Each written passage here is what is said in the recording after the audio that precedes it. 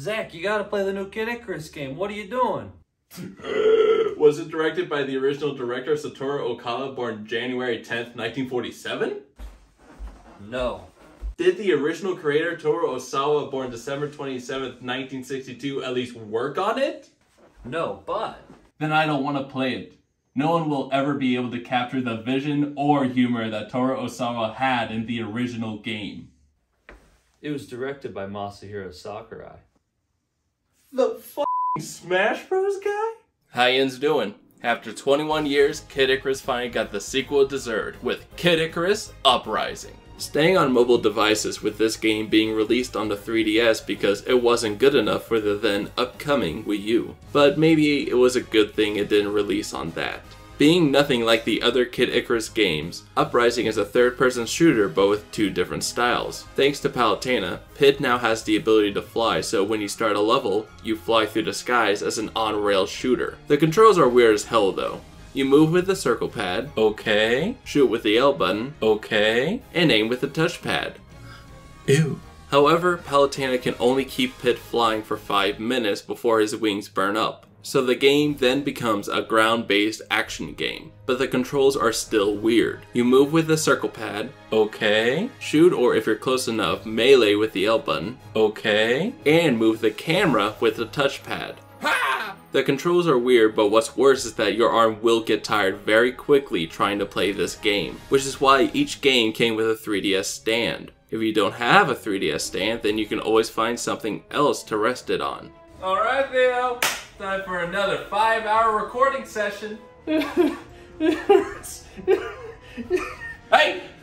3DS stands don't cry! Uprising is both just as hard and easier than the previous games because of the in-game difficulty meter. It gives the players more freedom as they can choose to either breeze through the game and enjoy the story, or have some fun. The game also gives Pit a wide variety of weapons instead of just a bow. There are blades, staves, claws, bows, palms, clubs, cannons, orbiters, arms. Each weapon has its own feel to it, and its own strengths. Some are better at close ranges, and some are better at far ranges. They are all good except orbiters. Fuck orbiters. Before you enter a level, you are in a home base, where you can merge weapons to get new ones, go into training, and give hearts to Goddess Palutena. Which does nothing! The game tells you that so you don't waste your hearts. All that happens is that she gets closer to the screen. If you do waste your hearts on her, you are literally nothing but a simp. Now I get to spoil the game for yins. Medusa has been resurrected somehow and that's not good. So Palutena sends Pit out once again to kill her. However, Palutena decides to use this funny little thing called tactics.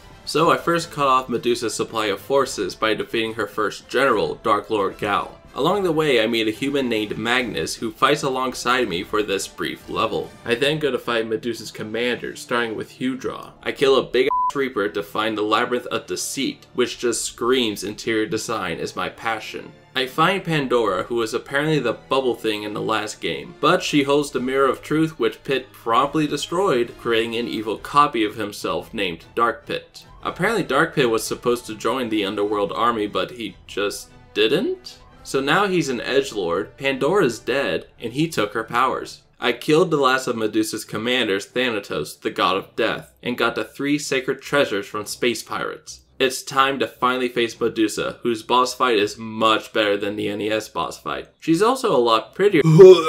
I defeat her and that's the end of the game.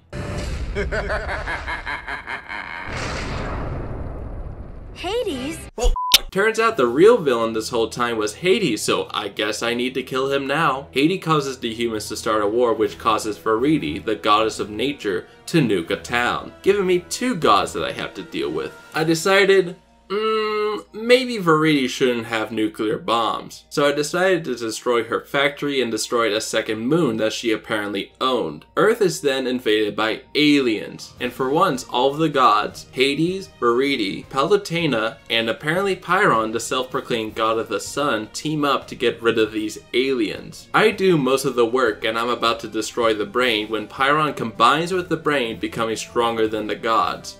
but I still kill him and he goes away. So that was a waste of 3 levels. I wake up as a ring suddenly and I can control whoever wears me. So I control Magnus and learn that Palutena and Pit have been terrorizing the human race for 3 years. I get control of my body back and Verity comes in to help me. Verity shows me that the overworld has become dark as Palutena herself has become evil, but I can't penetrate her defenses. The home base is different now and more nature-based, but everything is the same. You can still fuse weapons, view idols, and give offerings to Verity now. Which you should not do. The game tells you it does nothing, so you don't waste your hearts. You are literally simping for a fake goddess that doesn't exist. All she does is get closer to the screen again. Don't waste your hearts. In order to get Palutena, I have to use the lightning chariot. So I kill the chariot master and GTA his chariot. Breaking into Palutena's temple, I learned that the moon base I destroyed was a prison and the Chaoskin was its only prisoner. Chaoskin took control of Palutena and after killing it, it steals her spirit and turns her to stone. So with the help of Dark Pit, we kill the Chaoskin and save Palutena. But the fucker won't die and tries to kill Dark Pit. Pit uses the power of flight to save him but almost dies in the process. Dark Pit decides to save him by taking him to the rewind spring. With the 3 sacred treasures equipped again, I go to face Hades who immediately destroys them and then vores me. Kinky. I received the great sacred treasure and almost kill Hades with it, but thanks to Medusa, I'm able to charge one last cannon shot, kill Hades, and that's the end of the game. Yeah, that was a good game.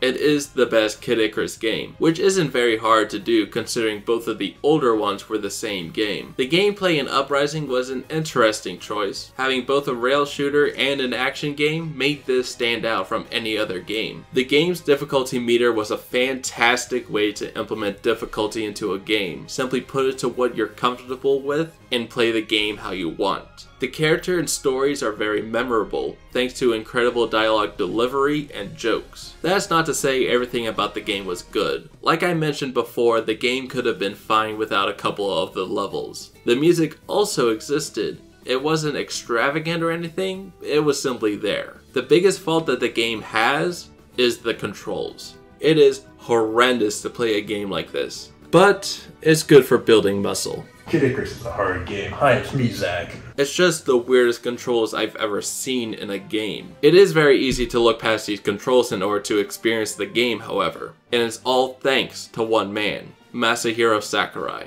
who gave Kid Icarus the justice it deserved with incredible levels, storytelling, and the man knows how to write a joke. Now if only I could write a joke. Guys, you were supposed to start laughing. Woo! That's a good joke! Now that's what I call comedy. They love me.